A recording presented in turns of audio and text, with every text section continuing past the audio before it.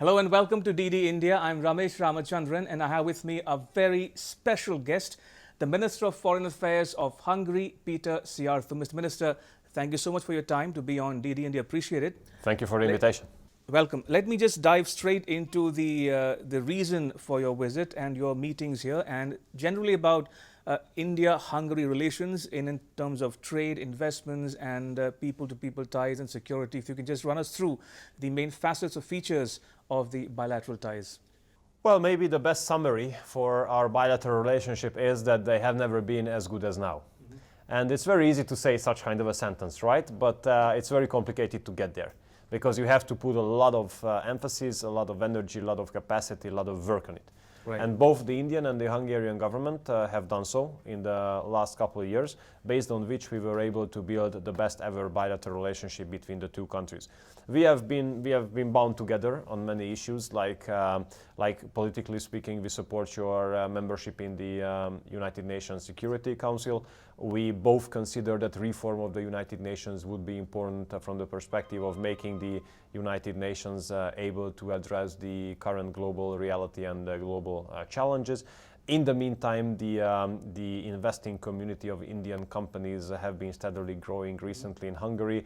Apollo Tires, the Samvardhana Group, the Tata Group, CG Electric, SRF have been deciding in favor of Hungary when it comes to investments. Our cooperation in the field of education has been flourishing. 200 scholarships have been given to Indian students on an annual basis to study on Hungarian universities. A new science center for Ayurvedic science is being under creation, and we are about to sign an agreement on the audiovisual cooperation. So I cannot name an area where open issues would be there, but in order to get here, since they are not coming from scratch, we had to work a lot, and we both did. Indeed. Mr. Minister, we have two Prime Ministers in Hungary and India today, Prime Minister Orban and Prime Minister Modi. They've met a couple of times already, and they seem to share a similar worldview. Now, how would you describe their relationship in the time that you've seen them work together? Look, we respect your Prime Minister very much, not only because we apply similar kind of approach when it comes to global issues, but because he is being elected by the Indian people. And I think this is the most important, that we respect the decisions of other nations, and we don't interfere into domestic issues of other countries. Look, we are a patriotic government. That's not a question. We consider the interest of our nation first. And that's why we respect those who think similarly. I mean, that's why we respect President Trump. That's why we respect Prime Minister Modi. Because what we would expect from a leader of a nation, if not that he or she puts his nation's interest as number one. That's absolutely not a question. So that's why I think the political basis for our cooperation is perfect. We have to take the benefit out of it. We have to help our companies to make as many, let's say, investments and as many business with each other as much as it is just possible. Mr. Minister, let's talk a bit, if you will, about India-Hungary ties within the context of the European Union.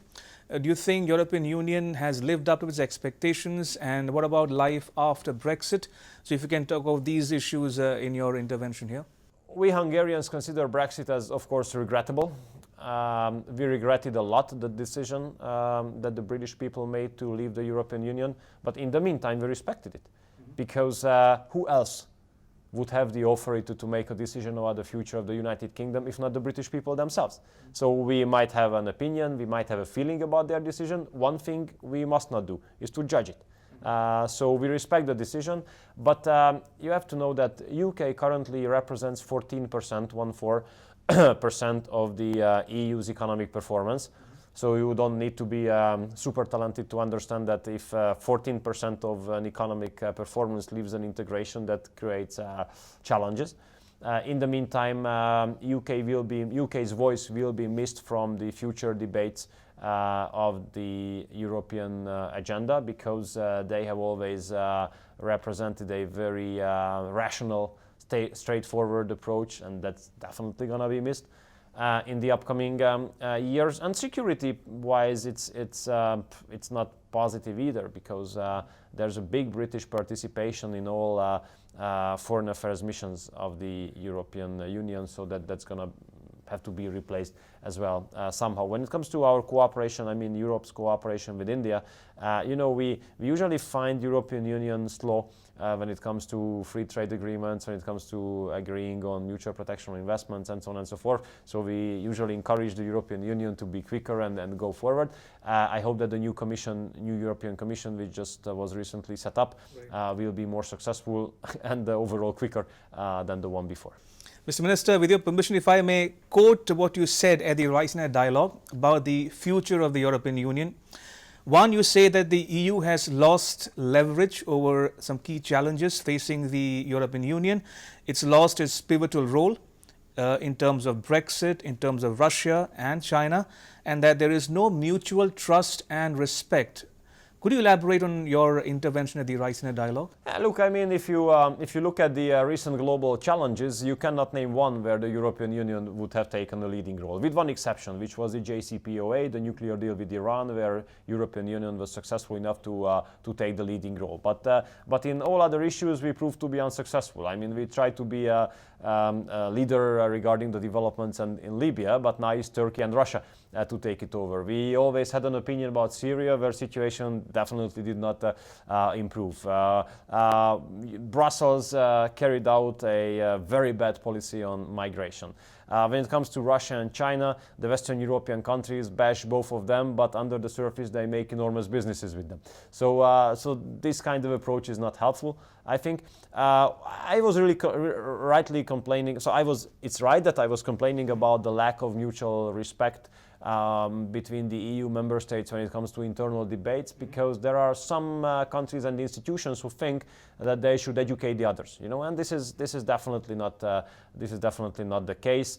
We should respect the decisions of the peoples of each other. In our case, we have a very stable government. The ruling party has no coalition pressure. The ruling party occupies 2/3 of the seats in the national parliament. This is unique, absolutely unique in Europe. And the liberal mainstream usually considers it as a dictatorship or a lack of democracy.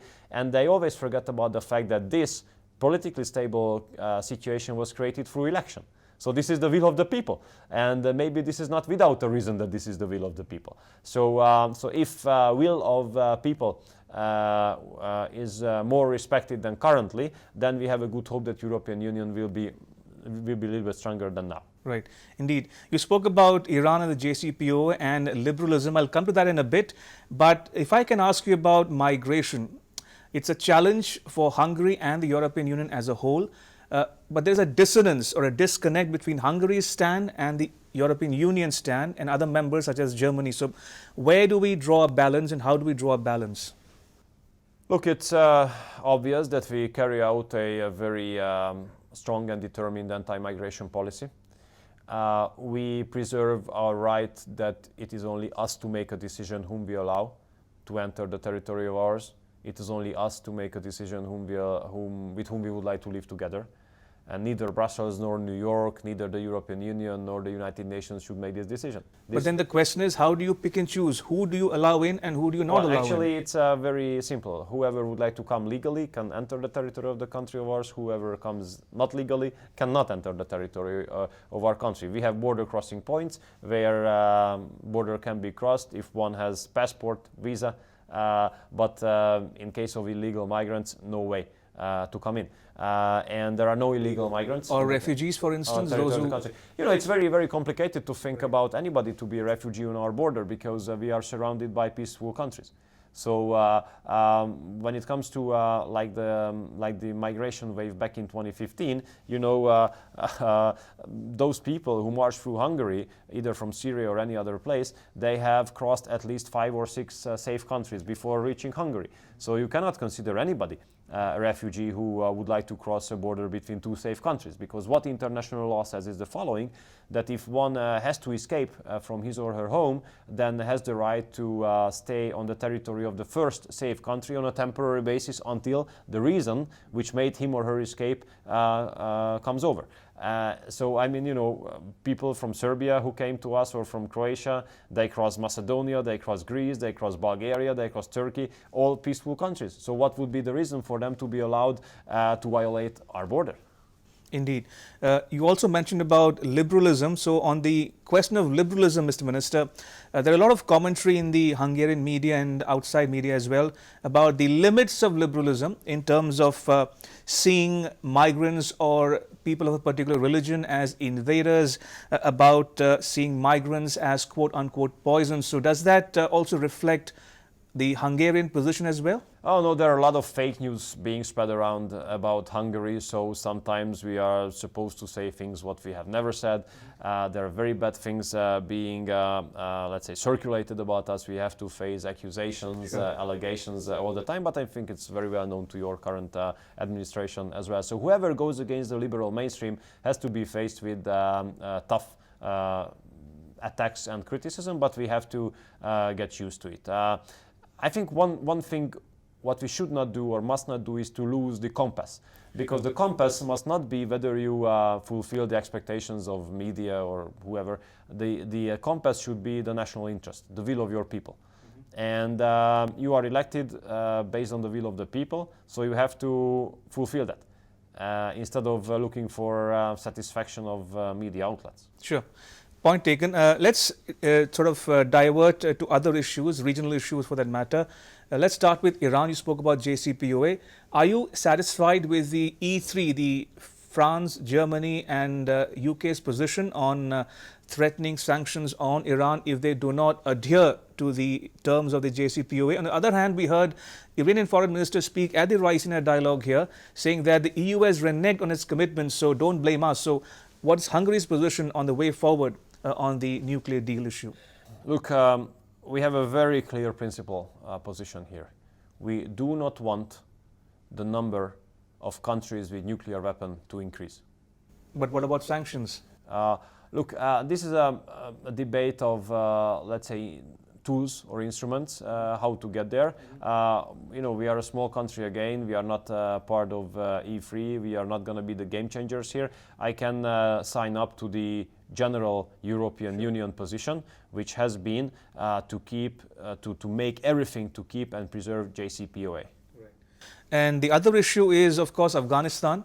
And we've seen a lot of situation turning for the worse in that country.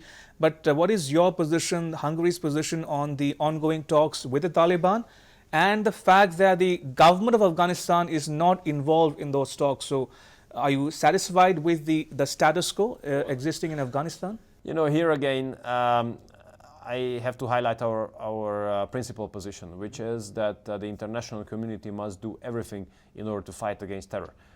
We are involved in actions within Afghanistan in a way that we are part of the NATO mission. Right. We have more than 100 troops in Afghanistan currently serving under NATO command, and we will continue to do so. We have been given financial support to the Afghanistani National Security and Defense Forces. We're going to continue that. Sure. As well, and we're going to help the elected Afghani government to fulfill its duties and fulfill the will of the Afghanistani people. So I think what the international community should concentrate on is to fight against terror, and we know that Afghanistan is faced with tremendous challenges in this regard. And you said about fighting against terrorism. So on that point, Mr. Minister, that's a clear and present danger for many countries in the region and beyond, including India. Now, India has a certain position on terrorism vis-a-vis some countries in its immediate neighborhood. So how do you view India's position on this issue, given the fact that a lot of it actually takes place in Jammu and Kashmir, which is a victim of the terrorism which you were talking about? Look, first of all, whoever would like to fight against terror can count on Hungary. That's no question. Again, we are a small country, but we can do our contribution as we have been doing it to the counter-ISIS global coalition in Iraq, for example, where the parliament has approved that 200 troops can be part of the US-led international coalition to fight against Daesh. Look, we were, of course, reached out by the Kashmir issue in many international organizations, many countries, many stakeholders, but our position is that we never interfere into domestic issues of other countries. So we have many things to do, and it's well above our payroll to give advices on complex issues which do not affect us. Sure. Let's talk a bit, if you will, Ms. Minister, about some domestic issues facing Hungary. Prime Minister Orban has spoken about the declining population growth and his policies in that regard. There's also a question about funding of NGOs in Hungary and the present crisis of the avian flu in Hungary. So how would the government tackle these issues, including, as you mentioned, the declining population growth and Prime Minister Orban's policies in that regard? You know, a declining population is not only a European phenomenon, no, not only a Hungarian, but a European phenomenon. Unfortunately, population has been decreasing in Europe. Now, there are two approaches how to address this. One approach says that migration should be applied here, which is definitely not our approach. Our approach is the other one, which says that the families have to be supported, and a situation should be avoided when it is a purely economic decision whether you have another kid or not. So we have been running a very robust family subsidizing policy. We support financially the families to buy a house. We financially support the families to buy a car with 7 seats. If a lady gives birth to 4 or more children, then she is exempt from paying personal income tax for her entire life. There's free kindergarten, free elementary school with free books, free meal. So we created a situation where it is not purely an economic decision whether you raise a kid or not, and having a kid must not put you in a disadvantageous position compared to if you don't have a kid. So it's very important. And we created these conditions based on which the reproduction rate has been increasing. It's around 1.7 currently, which is still below 2, but it has come a long way. So the trend is absolutely positive, but we need time to reach where we want to reach. But we really believe that this question should be addressed through family policy and not through migration. When it comes to the NGOs, you know, it's very clear that there's a very, very colorful world of NGOs in Hungary. Tens of thousands of NGOs are operating. There's only a couple who are usually funded by George Soros, who criticize the situation. But they criticize the situation because they don't like the government, they don't like our migration policy. George Soros has a clear goal to fire this government, and these NGOs are not really NGOs, so the letter N is not adequate there because they are political. They are part of the political discussion. They became politically motivated organizations. Well, in a democracy, this happens. So the good thing is that it's not the NGOs who vote at the end, but the people.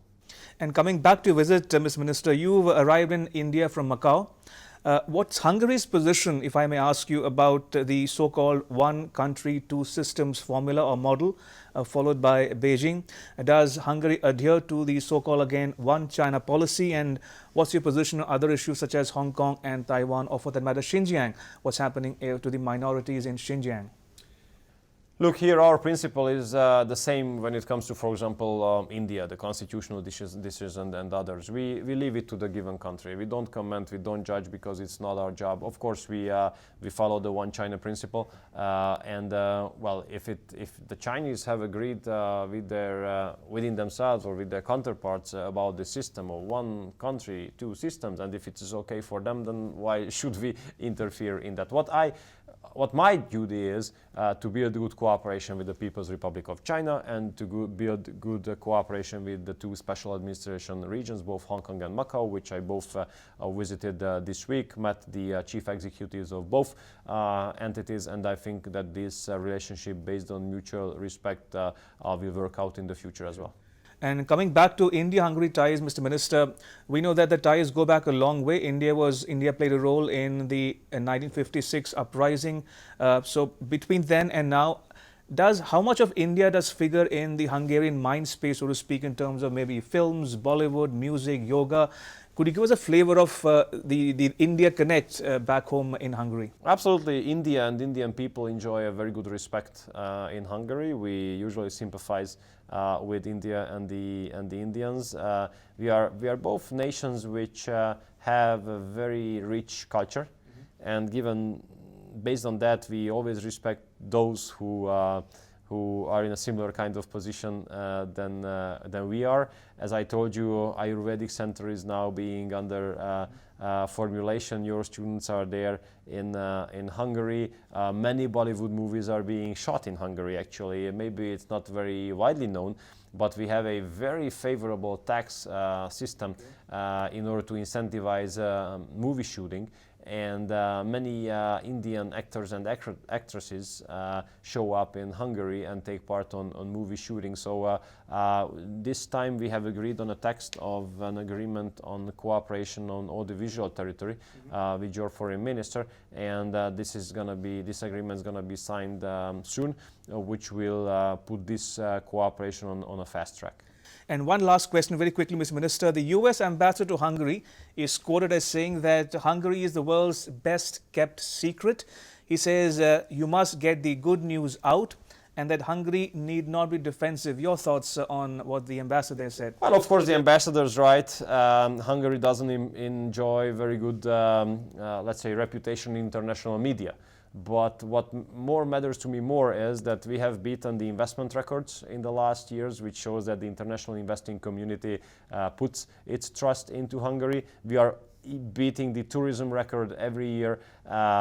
Millions of tourists travel to Hungary, which shows that they have trust in the country. We have to understand that if you carry out a conservative, patriotic, Christian democratic policy, anti-migration policy, then you will not be liked by international media. There will be always attacks on you. There will be always accusations, allegations, fake news spread about you. But until you satisfy your citizens, until you act according to the will of the people, this is what counts. Mr. Minister, on that note, thank you so much for making time to speak to us at DD India. Appreciate it. Thank you for your time. Thank you as well. Thank you so much. Thank you. Thank you.